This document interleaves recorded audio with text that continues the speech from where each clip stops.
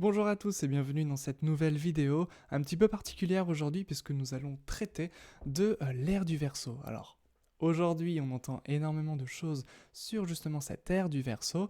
Alors c'est une ère de fraternité, de communauté, d'ère de voyage dans l'espace, etc. Bref, tous les attributs que va régir Uranus finalement. Alors le problème avec cette ère du Verseau, c'est que certains disent qu'on y est déjà entré, d'autres disent qu'on y entre bientôt, et il y a un petit peu tout et son contraire. Les gens sont un petit peu paumés, un petit peu perdus avec toutes ces informations. Donc j'ai le souci de mêler l'astronomie avec l'astrologie comme le faisaient les anciens. Donc je vous propose aujourd'hui de comprendre un petit peu ce mécanisme d'ère du Verseau. Alors déjà, qu'est-ce que signifie être dans l'ère des poissons, être dans l'ère du Verseau? Eh bien, il faut bien comprendre quelque chose, c'est que le point vernal, qui est en fait l'instant où l'année astronomique et astrologique commence, c'est le 20 mars ou le 21 mars, c'est-à-dire au moment du printemps. Lorsque a été codifiée l'astrologie, eh bien, le point vernal, donc qui était, c'est-à-dire le soleil, était en bélier le 20 mars, eh bien, nous étions donc dans l'ère du bélier. Ça, c'est intéressant, c'est important de comprendre. Ensuite, il y a ce qu'on appelle la précession des équinoxes. Alors, ne vous inquiétez pas, ce n'est pas très compliqué à comprendre, en tout cas de ce que j'ai à vous dire. Cette précession des équinoxes, c'est quoi? C'est-à-dire que nous avons appelé le symbole bélier, et la constellation du bélier était quelque chose de différent. C'est-à-dire que, le symbole n'existe pas dans la matérialité, alors que la constellation existe dans sa matérialité. La constellation, c'est quoi? C'est un regroupement d'étoiles. Donc, lorsque le point vernal était sur cette constellation du Bélier, nous disions le Soleil est dans le signe du Bélier, en astrologie occidentale, et dans l'astrologie sidérale également.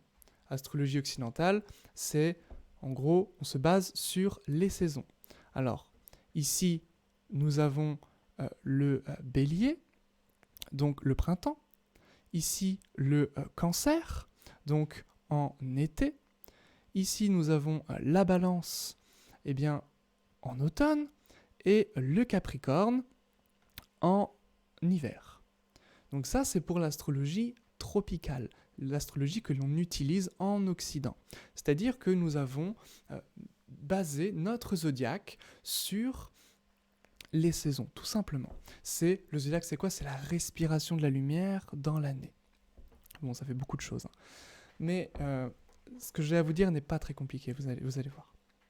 Eh bien, justement, le fait que la constellation, donc à chaque printemps, chaque année, la constellation va bouger un tout petit peu. Si bien que, au bout de 72 ans, la constellation a bougé, ou en tout cas le point vernal a bougé par rapport à son point d'origine d'1 degré. Et en 2000 ans, même un peu plus, il a beaucoup bougé. C'est-à-dire qu'aujourd'hui, vous voyez, donc j'ai mis la date, 21 mars 2020, donc cette année, au printemps, eh bien, le Soleil est bien dans la constellation des Poissons. Alors je vais afficher les signes. Dans la constellation des Poissons. Donc nous sommes toujours dans l'ère des Poissons, et nous sommes même à 7 degrés des Poissons. Alors, qu'est-ce que ça veut dire? Ça veut dire que pour rentrer dans l'ère du Verseau, il va falloir faire 7 degrés 06 fois 72, ce qui donne un petit peu plus que 520. Et donc nous allons faire des petits calculs à tâtons, nous allons deviner, donc nous allons rajouter 500 ans à peu près, 520. Est-ce qu'en 2520, nous serons enfin entrés dans l'ère du Verseau? Eh bien nous allons voir. Et oui, effectivement, le Soleil se retrouve ici dans le Verseau à 29 degrés, donc il vient juste d'apparaître. Il vient juste d'arriver dans le signe du Verseau, dans la constellation plutôt devrais-je dire, du Verseau. Si bien que le printemps commencera maintenant dans la constellation du Verseau. Et c'est pour ça que nous serons entrés dans l'ère du Verseau. Et c'est tout. Alors, ça, c'est Sri Yukteswar qui m'a mis un petit peu la puce à l'oreille. Je vous recommande son ouvrage La science sacrée. Donc, Sri Yukteswar, qui était un maître éminent tant dans l'astrologie que dans la spiritualité, puisqu'il était maître de Paramahamsa Yogananda, le célèbre yogi. Et effectivement, pour lui, nous ne rentrions pas dans l'ère du Verseau avant 2499, donc il était très précis, et avec les calculs que l'on a aujourd'hui, donc c'est-à-dire qu'aujourd'hui on utilise la matrice Lahiri. Lahiri, c'est un astronome. Et aujourd'hui, 90% des Indiens utilisent cette matrice.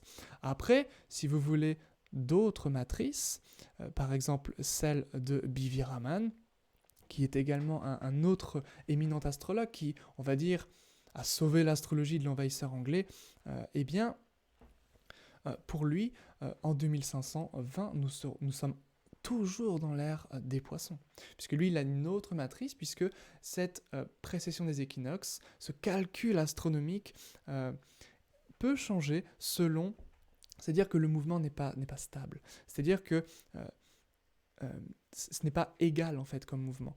Donc, eh bien, certains astrologues, justement, se contredisent. Enfin, c'est pas qu'ils se contredisent, c'est qu'ils ne sont pas d'accord. Et du coup, c'est vraiment une grande question dans le domaine, on va dire, de l'astrologie indienne. Cette question, du coup, n'est pas du tout dans la matrice occidentale, puisque la matrice occidentale ne bouge jamais, puisque c'est les saisons, donc il n'y a pas de souci à se faire de ce côté-là. Même si lorsque l'astrologie occidentale donc, a été entre guillemets codifiée, il y avait également ce genre de soucis. Donc pour Raman, hein, ce serait plutôt, il me semble, vers 2700 que nous entrons dans l'ère du Verseau. Alors un petit peu avant, vous voyez 28 degrés, donc un petit peu avant, donc vers 2680, 70, quelque chose comme ça. Peut-être même un petit peu avant. Voilà, c'est tout pour cette petite vidéo. Donc nous allons entrer dans l'ère du Verseau astronomiquement parlant, eh bien entre 2520 et 2670 environ. Voilà, c'est tout. Alors, petite vidéo qui, j'espère, vous aura apporté un petit peu plus de compréhension dans ce tumulte d'informations aujourd'hui proposées par un petit peu la mode, hein, de l'ésotérisme, de la spiritualité, etc.